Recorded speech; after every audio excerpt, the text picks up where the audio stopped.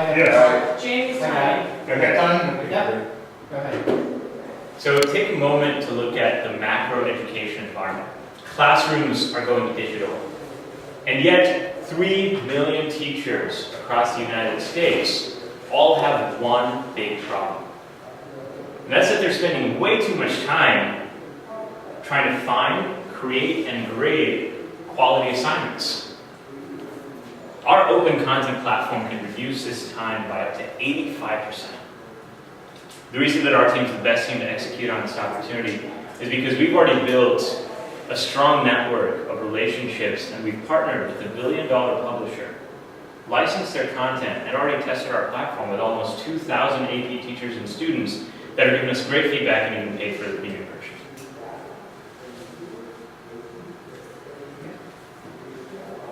Time is fair. So, as you might know already, my name is Atif Thacker. I'm a co-founder at Omninox, and we're creating an open content platform that reduces the time that teachers spend on creating and grading assignments by up to 85%.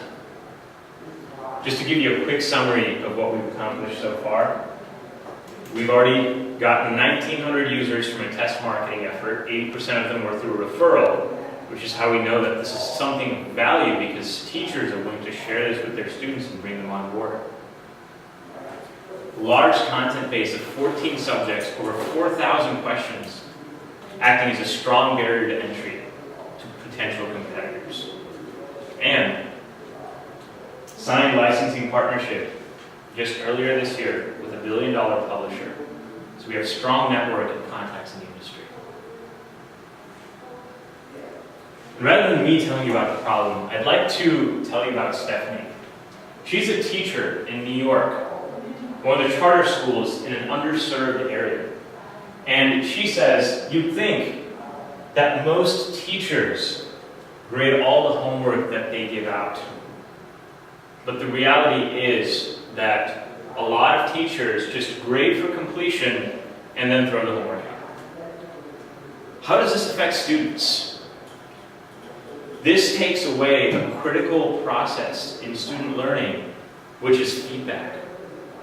And this is why this is a huge problem. Because not only is this affecting teachers, but it also ends up affecting the students that are trying to learn and get a better education. Our solution is an open content platform. And really the way it works is that every time a teacher assigns an assignment to their class, to their students, all of these questions are automatically stored in a cloud-based question bank that other teachers teaching the same classes around the whole world can access. This way, this reduces the time that they spend on creating assignments, because they can just say, I'm teaching vectors in physics right now. Give me an assignment on vectors. Bam, instantly. 10 questions, homework, instantly created by other teachers and graded on by other teachers that they can then assign to their students. Students get a more engaging experience because they can communicate with other students that are taking the same class around the world. And all of this interaction, all of this data is stored to make the platform a better experience over time. That's the solution. The addressable market that we're going after is the entire United States standardized classes market. And we're starting with the advanced placement classes, where we already have 14 subjects, over 4,000 questions, and a strong community that's underserved, which is why we're going after it first. And starting with AP, we would expand into other standardized classes like test prep and Common Core, which is also becoming standardized. The one thing about standardized classes in education, though, is that standards always change. And that's where our platform is also uniquely positioned to address this, because of the crowdsourced teacher-contributed questions that will constantly change as standards change. So a large community of teachers will be able to keep up with the standards more effectively than a single large publisher could. The way we plan to make money is through a freemium model.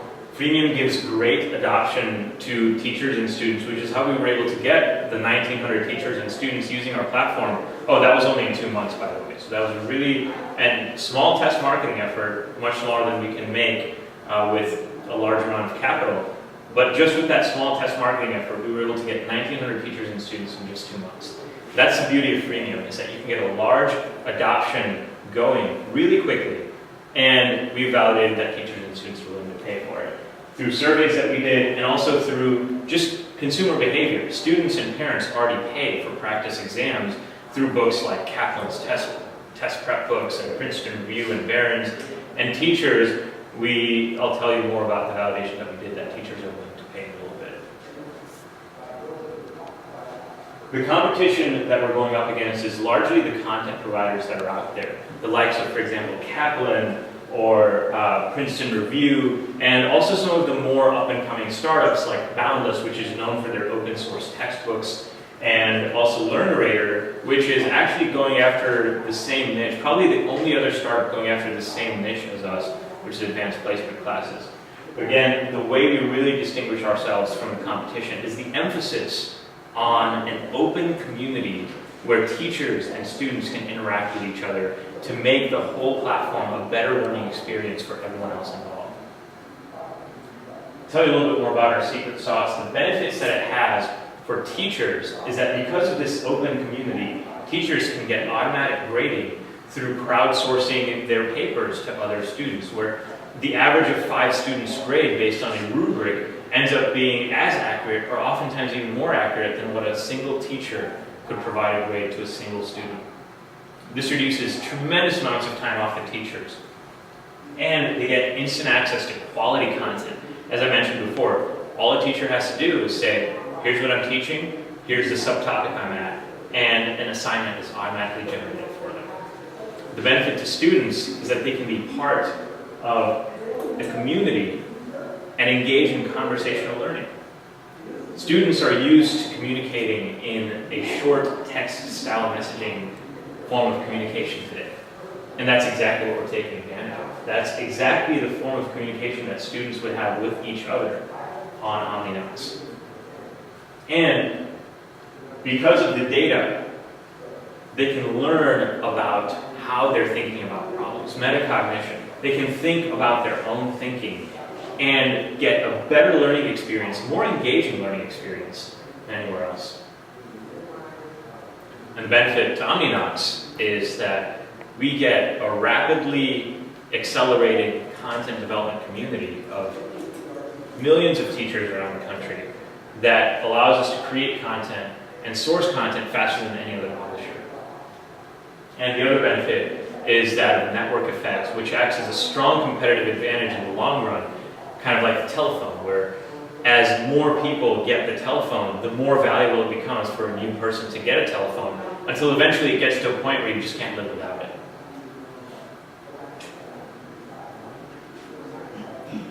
Here are some of the testimonials that we've gotten from not just paying customers, but also other students and teachers that have used our platform. David is a teacher. He said, I've been getting great feedback from my students. This was actually David using our software in his classroom. I'm loving the program. That's a student. This type of grading system could solve a big problem for me. This is Stephanie again, the teacher in New York City, teaching at a charter school for underprivileged children. And finally, Chris bought this software for his wife, pre-ordered it. He said, my wife is a teacher who teaches AP statistics, and she cannot wait for this. Mind you, this is before the software is ready for launch, and he pre-ordered it just based on a demo video that he saw. And that's how excited he was for it. Management team is made up of myself. I'm a former tutor. I was an online tutor before online tutoring was cool. I got 23 upvotes, 0 downvotes. To this day, I still teach online classes where over 600 students have paid and registered to take my online classes. And my co-founders are Jake Yap and Drew Vincent. Jake Yap has written over 100 articles in educational technology, over 100 articles in education, and Drew is finishing up 2 master's degrees in 2.5 years. So he's our CTO. He's responsible for scaling the technology. As part of our advisory board, I'm about to add one more advisor on there actually, but we have John Ricci, who's worked at 2 successful startups in Silicon Valley, Jamie Grooms, who's taken 2 public companies here, and Eric Rude, who's our educational technology teacher whom we go to for advice. So what kind of problems are teachers having? We talk to Eric. And the reason that our team is the best team to execute on this opportunity is because as part of our beta test, we know that this is a big problem, and we also got it down into numbers. So for every 1,000 emails that we sent out during our beta test, we got 40 teachers registered onto our platform. That means that it only costs us about $5 to get a teacher onto our platform. And these teachers in turn invited on average 5 students, 5 other of their own students. Some teachers invited their entire class, other teachers said, hey, this is a cool resource to check it out. So it averaged out to about 5. And these students are free because the teachers invited them. And based on this student and teacher community, we can estimate a long-term value of $2,200 just based on the content that we have today. Ultimately, what's going to happen is we're going to get more and more content onto our platform. The lifetime value of students will increase as they start using our platform, not just in high school, but also in middle school, high school, and even college. And so their lifetime value will increase. So this ratio will just become greater over time. Just based on this marketing effort, 2,200 divided by 200, that's about a marketing ROI of about 11x. And this is how we plan to scale. Ultimately, we're not just going to be limited to email. What we're also going to do is content marketing on our blog, which already gets about 5,000 visits a month. We're going to convert that traffic into organic signups. 90% of those visitors are new, by the way, so that's 5,000 new visitors coming in every month. And we're going to convert those users into using our platform. And then that's more organic traffic where the cost of acquisition is even lower than email. What we're going to do is, the projections really mean that we're going to start with an initial ramp up of around 300K in the first year.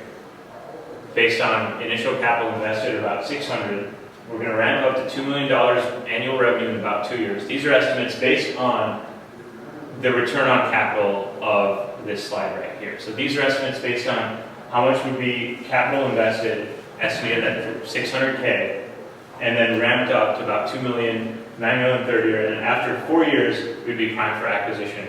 And potential acquirers could be anywhere from Edmodo, Google released their Google Classroom product recently, and obviously the partnership we have with our billion-dollar publisher, which is Kaplan. So the opportunity I want to present to you is that we're putting together 600K to last about 18 months. We already have 50K committed in order to hire 3 marketing staff, 3 technical staff, and ramp up our user base about 200,000 free users and optimize conversion rates. Based on test marketing that we've done using a pre-order campaign, we know that we can get 2% conversion rate just based on a video without even teachers actually using the product. We can get a 2% conversion rate just based on a video for a pre-order.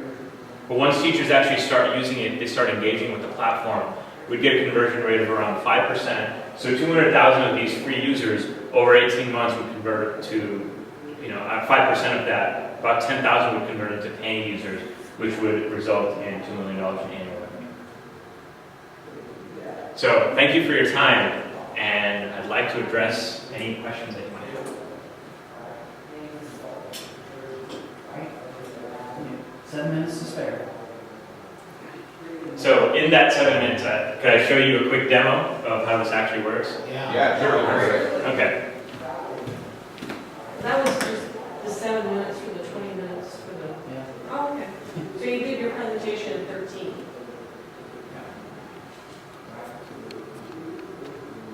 Okay, so this demo only works with multiple choice questions right now. But as you can see, here's what a teacher would see. You can create a new assignment. Let's say vector homework. I'm a teacher teaching physics right now and we're covering vectors. As soon as I press create assignment, just make sure I have internet here.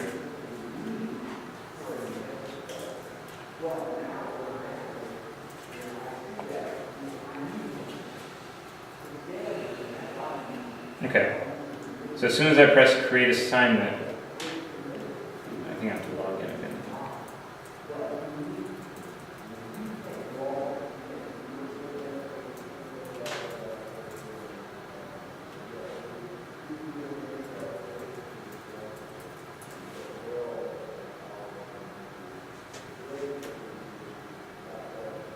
I think there's some type of problem with the internet connection, but what happens is on the left, we see questions that are suggested for your assignment. And then on the right, we see questions by other teachers related to the same topic that you're teaching in class right now. So you can easily exchange and swap out questions from your assignment to other questions that teachers have created on the right. And what ultimately happens is, this is a really amazing part. Once students have taken an exam, you'll get a notification, exam 1 is passed, and you can check out exam 1 and see a student by student breakdown of not just the scores, but also the topic areas that your students are having the most problem with. So not only do you get a really quick and easy way to assign homework, but you get feedback and data on, hey, my students are having a lot of trouble, for example, with work and energy and rotational momentum. We should go over that again in class. And so that allows really good feedback for teachers to tailor their classroom instruction really quickly.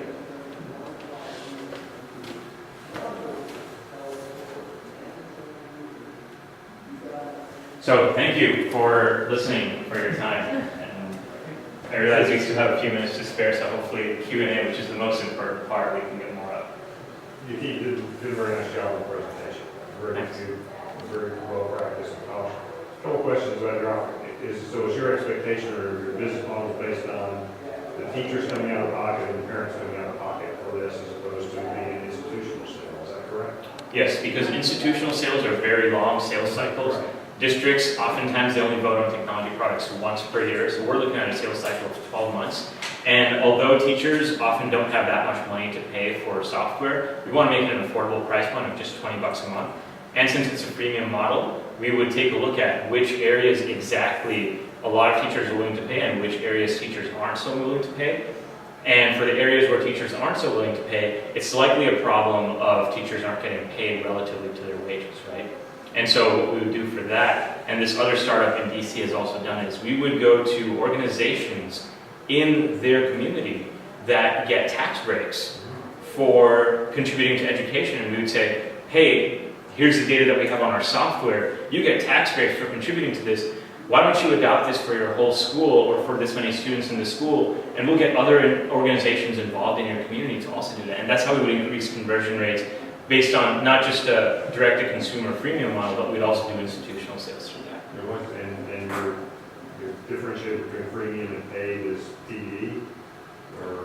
We have certain features that would be differentiated between free and paid. One of them would be, for example, the ability to grade non-multiple choice questions for teachers, or limit the number of non-multiple choice questions that teachers could grade. That would provide a lot of value to the premium teachers, while still providing enough value to the free teachers to stick around and just do the multiple choice questions. So if the value proposition for teachers is the ease, the time savings, really, because when you add up creating questions quickly, have you like checked in with the teachers? What kind of questions have you asked teachers about how valuable is that time to them? I know that it sounds like a big thing, but getting from yes, this is a real problem to here's $20 there's always a gap there. So how have you assessed the problem from the perspective of the teachers? So one thing we would ask them is how much time do you normally spend on grading? And we found a range of answers anywhere between 2 hours to 4 to 6 hours. And the second question we've asked is, how enjoyable is the grading process? And naturally, it's very tedious. Question.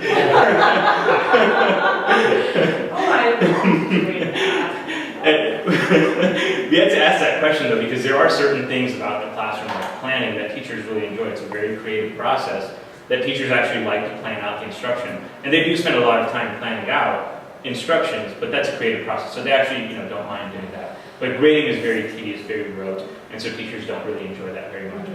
And the third question we've asked them is, what would you do if you weren't grading? And this, we found a range of responses, depending on, like for example, Chris Hobb said that they have a baby coming up, so it would give his wife more time to spend with their family. Other teachers would be able to spend more time working one-on-one with children. And so it's really up to the teacher what they want to use that time on.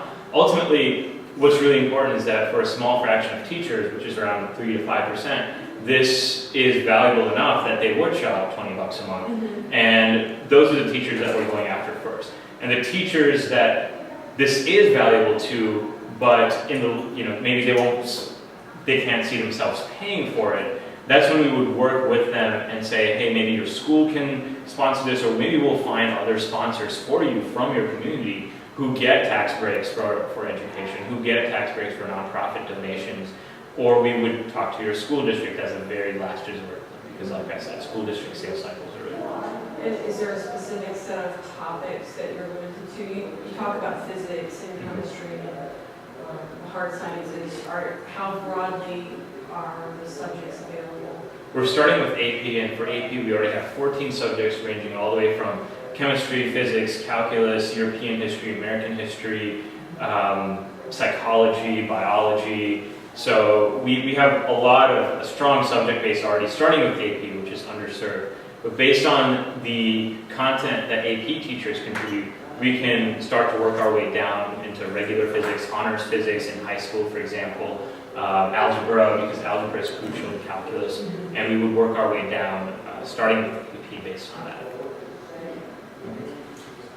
So how do you actually connect the questions to the lesson plan and the lesson plan content? Mm-hmm. So I can, that makes a lot more sense when I'm thinking about maybe like AP European history, Mm-hmm. but it makes less sense when I'm thinking about physics questions. And could you clarify a little bit on what you mean by connecting questions to lesson plans? Well, so I'm teaching a class, right? And I've never been a teacher, so I can be totally wrong on this, Jimmy. Jump in and say it. But I assume I've got a plan for what I'm going to teach, how I'm going to teach it, the materials I'm teaching from, right? And then if you're giving someone a homework assignment, you want it to connect to what you just taught them and showed them, right? Mm-hmm. You want them to be looking through their notes, looking through the reading to pull out the solutions. Mm-hmm. So how do you make that connection? So first of all, the teacher can continue to teach based on the lesson plan, however they plan to teach the class anyways. We don't want our software to take away class time, because that's what we found teachers find really valuable is the class time that they have with their students. So we don't want a software distracting them from the class time that they're spending with their students.